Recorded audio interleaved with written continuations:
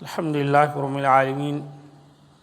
والصلاة والسلام علی نبینا محمد صلی اللہ علیہ وسلم وعلی آلہ واصحابہ اجمعین ومن تبعہم بإحسان الی یوم الدین۔ غیر مسلموں سے حسن سلوک کے واقعات، دو واقعے کل کے درس میں آپ کے سامنے بیان ہوئے۔ تیسرا واقعہ سیدنا انس بن مالک رضی اللہ تعالیٰ عنہ فرماتے ہیں ان یہودیۃ اتت النبی صلی اللہ علیہ وسلم بشاۃ مسمومہ فاکل منها فجیء بها فقیل الا نقتلها قال لا۔ ایک یہودی عورت نبی کریم صلی اللہ علیہ وسلم کے پاس بکری کا زہر آلود گوشت لے کر آئی۔ آپ نے اس گوشت میں سے تھوڑا سا کھا لیا۔ آپ کو محسوس ہو گیا، پھر اس عورت کو آپ کے پاس لایا گیا۔ آپ سے اس عورت کے قتل کی بابت پوچھا گیا تو آپ نے فرمایا نہیں، اسے قتل نہیں کرنا۔ راوی بیان کرتے ہیں فما زلت اعرفها فی لہوات رسول اللہ صلی اللہ علیہ وسلم، اس زہر کا اثر آپ صلی اللہ علیہ وسلم کے منہ میں ہمیشہ پایا گیا۔ صحیح بخاری کی حدیث ہے۔ اور بعض روایات سے یہ معلوم ہوتا ہے کچھ صحابہ کرام نے اس بکری کے گوشت سے کھا لیا تھا جس سے وہ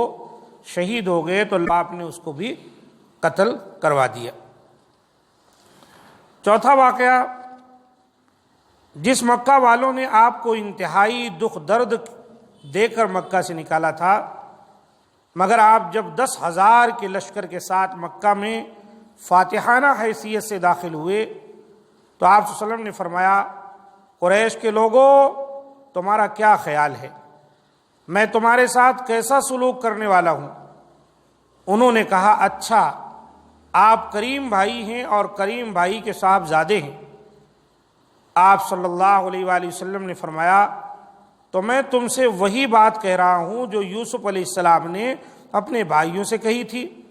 لا تثریب علیکم اليوم، آج تم پر کوئی سرزنش نہیں، جاؤ تم سب آزاد ہو۔ یہ نبی صلی اللہ علیہ وآلہ وسلم جن لوگوں کے ساتھ معاملہ کر رہے ہیں یہ سب کافر ہیں، عورت یہودیہ تھی، ادھر مکہ والے وہ لوگ ہیں جنہوں نے آپ کو تکلیف دی تھی۔ تو اس سے نبی صلی اللہ علیہ وآلہ وسلم کے اخلاق کو ہم دیکھ سکتے ہیں کہ آپ صلی اللہ علیہ وسلم نہ کہ رحمت صرف مسلمانوں کے لیے یا جو آپ پر ایمان لاتے تھے ان کے لیے تھے، بلکہ غیر مسلموں کے ساتھ بھی آپ صلی اللہ علیہ وسلم اچھے اخلاق سے پیش آتے تھے۔ پانچواں واقعہ، سیدہ عائشہ رضی اللہ تعالی عنہا نے رسول اللہ صلی اللہ علیہ وسلم سے عرض کی یا رسول اللہ، آپ پر احد کے دن سے بھی زیادہ سخت دن کوئی گزرا ہے؟ آپ صلی اللہ علیہ وسلم نے فرمایا میں نے تیری قوم سے بہت آفت اٹھائی ہے، یعنی قریش کی قوم سے، اور سب سے زیادہ سخت رنج مجھے عقبہ کے دن ہوا جب میں نے عبد یالیل کے بیٹے پر اپنے آپ کو پیش کیا، یعنی اس سے مسلمان ہونے کو کہا، اس نے میرا کہنا نہ مانا، میں چلا اور میرے چہرے پر بہت زیادہ رنج و غم تھا، پھر مجھے ہوش نہ آیا، یعنی یکساں رنج میں چلتا گیا، مگر جب مقام قرن الثعالب میں پہنچا تو میں نے اپنا سر اٹھایا اور دیکھا تو ایک بادل کے ٹکڑے نے مجھ پر سایہ کیا ہوا ہے، اور اس میں جبرائیل علیہ السلام تھے۔ انہوں نے مجھے آواز دی اور کہا اللہ جل جلالہ نے آپ کی قوم کا کہنا سنا جو انہوں نے آپ کو جواب دیا، اللہ نے سن لیا ہے، اور پہاڑوں کے فرشتے کو اس لیے آپ کے پاس بھیجا ہے کہ آپ جو چاہیں اس کو حکم کریں۔ پھر اس فرشتے نے مجھے پکارا اور سلام کیا اور کہا کہ اے محمد، اللہ تعالیٰ نے آپ کی قوم کا کہنا سن لیا ہے، اور میں پہاڑوں کا فرشتہ ہوں، اور مجھے آپ کے رب نے آپ صلی اللہ علیہ وسلم کے پاس اس لیے بھیجا ہے کہ آپ جو حکم دیں میں کر دوں، پھر آپ جو چاہیں کہیں، اگر آپ کہیں تو میں دونوں پہاڑ یعنی ابو قبیس اور اس کے سامنے کا پہاڑ جو مکہ میں ہے ان پر ملا دوں، یعنی ان کو کچل کر رکھ دوں۔ رسول اللہ صلی اللہ علیہ وسلم نے فرمایا بل ارجو ان یخرج اللہ من اصلابہم من یعبد اللہ وحدہ لا یشرک بہ شیئا، میں یہ نہیں چاہتا، بلکہ مجھے امید ہے کہ اللہ تعالیٰ ان کی اولاد میں سے ان لوگوں کو پیدا کرے گا جو خاص اسی کی عبادت کریں گے اور اس کے ساتھ کسی کو شریک نہ کریں گے۔ صحیح بخاری کی حدیث ہے 3231 نمبر کی۔ چھٹا واقعہ سیدنا عبداللہ بن مسعود رضی اللہ تعالیٰ عنہ فرماتے ہیں کہ گویا میں نبی اکرم صلی اللہ علیہ وسلم کو اسی حالت میں دیکھ رہا ہوں جبکہ آپ انبیاء کرام علیہ السلام میں سے کسی نبی کا ذکر فرما رہے تھے جنہیں ان کی قوم نے مارتے مارتے لہو لہان کر دیا تھا، اور وہ اپنے پرنور چہرے سے خون صاف کرتے ہوئے فرماتے جا رہے تھے اللہم اغفر لقومی فإنہم لا یعلمون، اے اللہ میری قوم کو معاف فرما کیونکہ یہ لوگ مجھے نہیں جانتے۔ صحیح بخاری کا یہ بھی واقعہ۔ ان تمام واقعات پر جب آپ غور کریں گے تو نتیجہ یہ نکلے گا کہ سارے واقعات اللہ کے رسول صلی اللہ علیہ وآلہ وسلم کے ساتھ جو پیش آئے غیر مسلموں سے پیش آئے، غیر مسلم مقابلے میں تھے، لیکن نبی صلی اللہ علیہ وسلم نے ہر ایک کے ساتھ اخلاق کا برتاؤ کیا، کسی کو معاف کر دیا، کسی کو درگزر کیا، کسی کے معاملے میں نرمی برتی۔ حد تو یہ ہے کہ ایک مرتبہ ایک جنگ کے موقع پر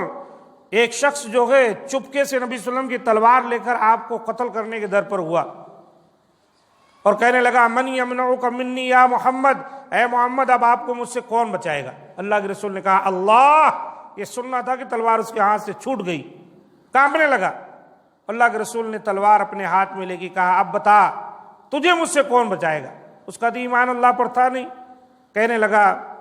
آپ ہی جو ہے رحم کرنے والے اور آپ اچھا معاملہ کرنے والے۔ اللہ کے رسول صلی اللہ علیہ وسلم نے اس سے کہا کیا ایمان قبول کرو گے، اسلام لاؤ گے؟ کہا نہیں۔ کافر؟ کہا یہ وعدہ کرتا ہوں آئندہ میں کبھی بھی آپ کے ساتھ دشمنی نہیں کروں گا اور جو آپ کے دشمن ہوں گے ان کا ساتھ بھی نہیں دوں گا۔ اللہ کے رسول نے اس کو بھی چھوڑ دیا، بعد میں وہ اسلام قبول کیا۔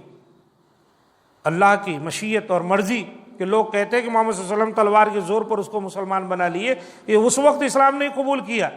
بعد میں اللہ نے اس کو توفیق دی اور اپنی قوم میں نبی صلی اللہ علیہ وسلم کی بہت بڑی تعریف کی۔